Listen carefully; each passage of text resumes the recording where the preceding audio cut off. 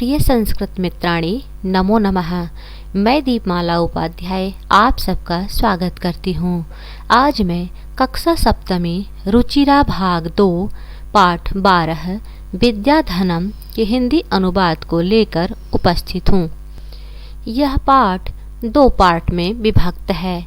Part 1 में हम लोग हिंदी अनुवाद को पढ़ेंगे एवं पार्ट 2 में इस पाठ का अभ्यास कार्य को देखेंगे। प्रस्तुत है पाठ 12 विद्याधनम।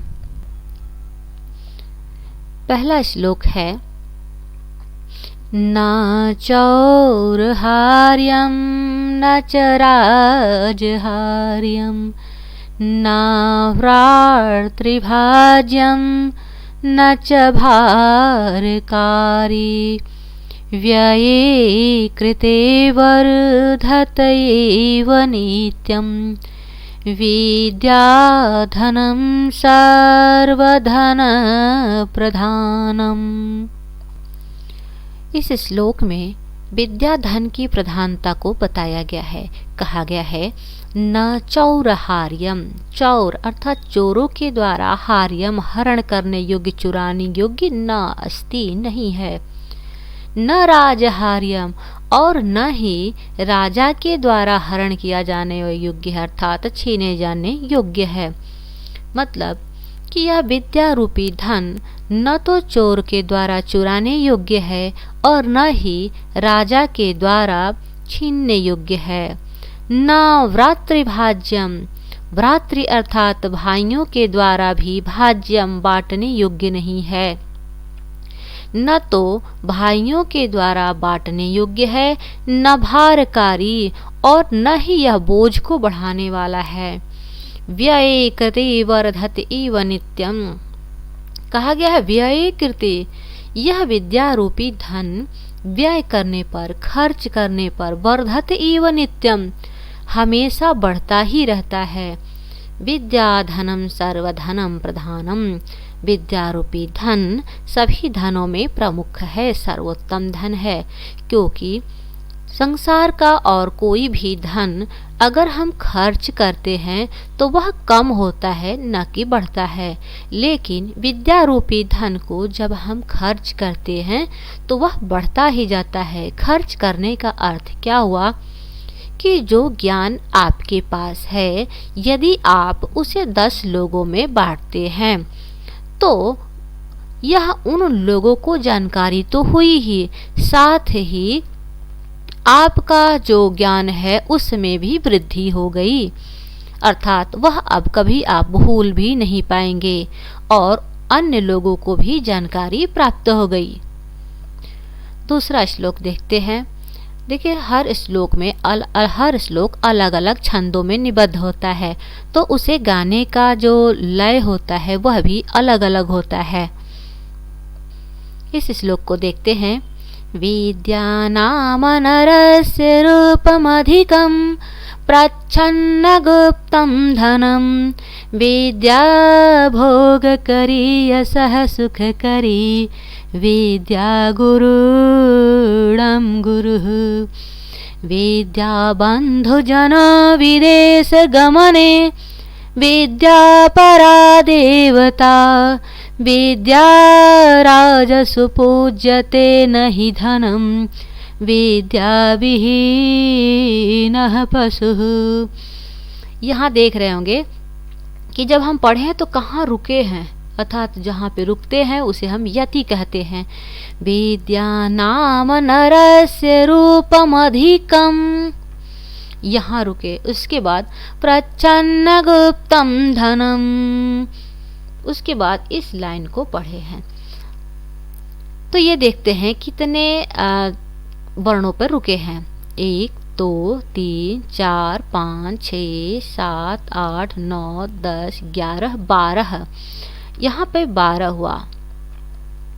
और ये कितना हुआ? 1 2 3 4 5 6 7 हुआ। तो 12 और 7 पर जहाँ यति होता है उसको शार्दूल विक्रीडित छंद कहते हैं। अर्थ देख लेते हैं। विद्या नाम नरस्य रूपमधिकं प्रच्छन्न गुप्तं धनम। पहले लाइन का अर्थ है विद्या नाम नरस्य रूपम अधिकम। विद्या जो नाम है अर्थात विद्या नरस्य मनुष्य का रूपम अधिकम बहुत ही सुंदर स्वरूप है। विद्या ही मनुष्य का सबसे सुंदर स्वरूप है। प्रच्छन्न गुप्तम धनम और छुपा हुआ गोपनीय धन है, अर्थात ऐसा धन है जो छुपा हुआ है। दूसरा लाइन है विद्या भोग करी यशः। विद्या भोग करी, भोग अर्थात हर सुख सुविधाओं का साधन उपलब्ध करने वाली है। यशः सुखकारी, कीर्ति, यश मान प्रतिष्ठा, कीर्ति सुखकारी, सुख प्रदान करने वाली है। विद्या गुरुणाम गुरु, विद्या गुरुओं का भी गुरु है। विद्या बंधुजनों विदेश गमने विद्या परा देवता। विद्या बंधुजनों, बंधुजनों अर्थात मित्र, कब विदेश गमने, विद्या विदेश जाने पर मित्र के समान होती है, अर्थात विद्या के आधार पर ही विदेश में व्यक्ति अपना निर्वहन कर सकता है। विद्या परा देवता, विद्या सबसे बड़ा देवता है। विद्या राज सुपूज्यते नहि धनम, विद्या विहीनः पशु। विद्या राजसु पूज्यते, विद्या राजाओं में भी पूजी जाती है, अर्थात राजा भी बुद्धिमान विद्वान की पूजा करता है, नहीं धनम धन की नहीं। विद्या विहीनः पशु, और जो व्यक्ति विद्या से रहित होता है वह पशु के समान होता है। तीसरे श्लोक को देख लेते हैं। केयूराः न विभूषयन्ति पुरुषं हारा न चन्द्रोज्ज्वला न स्नानं न विलेपनं न कुसुमं नालङ्कृता मूर्धजा वाण्येका समलङ्करोति पुरुषं या संस्कृता धार्यते क्षीयन्ते अखिलभूषणानि सततं वाग्भूषणं भूषणम्। अर्थ हुआ केयूराः न विभूषयन्ति पुरुषं हारा न चंद्रोज्ज्वला। केयूराह कहते हैं बाजूबंद को, अर्थात बाजू में पहनने वाला आभूषण। न विभूषयन्ति सुशोभित नहीं करते, किसको? पुरुषम पुरुष को, अर्थात मनुष्य को बाजूबंद सुशोभित नहीं करते। हारा न चंद्रोज्ज्वला, चंद्रमा के समान उज्ज्वल हार भी सुशोभित नहीं करते, अर्थात मनुष्य को बाजूबंद या चंद्रमा के समान चमकदार हार सुशोभित नहीं करते। न स्नानम, नहीं स्नान, न विलेपनम, विलेपनम अर्थात लेपन, सुगंधित जो चीज़ों का जो लेपन होता है, या चंदन केसर अर्थात आजकल जो क्रीम पाउडर है उसे भी हम यहाँ पे कह सकते हैं। न स्नानम न विलेपनम न कुसुमम नालंकृता मूर्धजा, न ही मूर्धजा अर्थात बालों में चोटी में, अलंकृता कुसुमम फूलों से सुशोभित सजाई गई चोटी। न स्नान न विलेपन और न ही फूलों से सजाई गई चोटी सुशोभित करती है। तो क्या सुशोभित करती है? वाण्येका समलंकरोति पुरुषम, एका वाणी, केवल मनुष्य को एकमात्र वाणी वचन बोली, समलंकरोति अलंकृत करती है, सुशोभित करती है। तो वह वाणी कैसी हो? या संस्कृता धार्यते, जो संस्कार युक्त हो, मधुर हो, परिष्कृत हो, ऐसी वाणी मनुष्य को सुशोभित करती है।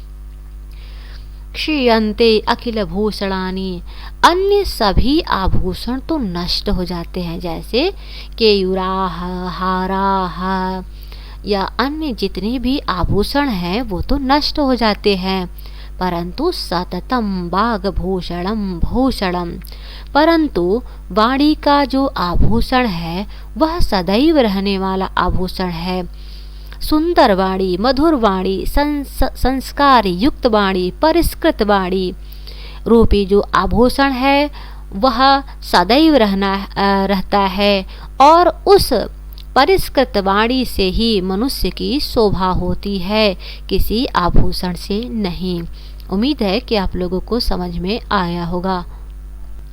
चौथा श्लोक है विद्या नाम नरस्य कीर्तिमतुला भाग्यक्षये चाश्रयः धेनुः कामदुघारतेश्च विरहे नेत्रं तृतीयं च सा सत्कारायतनं कुलस्य महिमा रत्नैर्विना भूषणं तस्मादन्यमुपेक्ष्य सर्वविषयं विद्याधिकारं कुरु।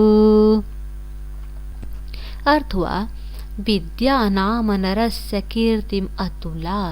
विद्या नरस्य मनुष्य की अतुल्य कीर्ति है। विद्या मनुष्य की अतुल्य कीर्ति है, प्रतिष्ठा है। भाग्य क्षय चा आश्रयः और भाग्य के नष्ट हो जाने पर, क्षय होने पर एकमात्र सहारा है। धेनुः काम दुघारतिश्च विरहे।